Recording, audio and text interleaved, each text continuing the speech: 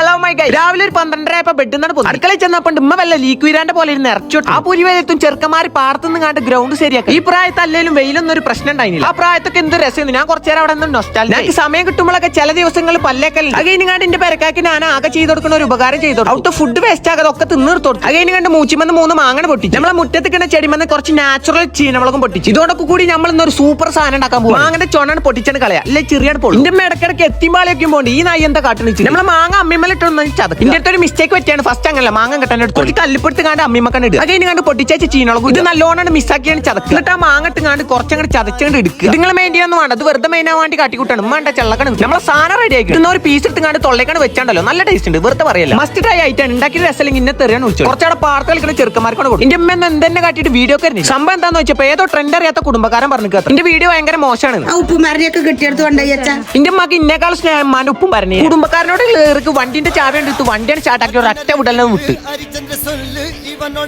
ബാങ്കിൽ ചെന്ന് കണ്ട് കാർഡാണ് കുത്തിയപ്പോ ഇങ്ങനെയാണ് കാട്ടി. ഞാൻ ബാങ്കിന്റെ പ്രശ്നം വെച്ചിട്ട് അടുത്ത ബാങ്ക് കാണും. അവിടെ ചെന്നപ്പോൾ ഇതന്നെ കാട്ടി. നോക്കുമ്പോ എന്താ പൈസ ഇല്ലാണ്ടാണ്. വേറെ കാർഡ് കുത്തിയപ്പോ പൈസ 20,000 എടുത്തുകൊണ്ട് ഉമ്മാന്റെ കജ്ജിലാണ് കൊണ്ടുപോയി കൊടുത്തു. നിങ്ങൾ വിചാരിക്കേണ്ടാവും കുടുംബക്കാരെ കാണാനാണ്. എന്നാ ഞാൻ സത്യം പറയാം അതിന് വേണ്ടി തന്നെ. വൈകുന്നേരമായപ്പോ ചെറുക്കന്മാരെ കളി കാണാനോ ബാക്കിലുള്ള എന്റെ വാപ്പാന്റെ വായത്തോട്ടം വാപ്പ വായ നോക്കി കണ്ടാ നടക്കണേ. നമ്മളെക്കാളും ലാഭം അതാ. ഇതാകുമ്പോ മാസം കൊലക്കുണ്ട്. ഞാനാണെങ്കിൽ മാസം തൊലക്കണു. ഹണി റോസിനെ വെല്ലാൻ പുതിയൊരു പടൻ.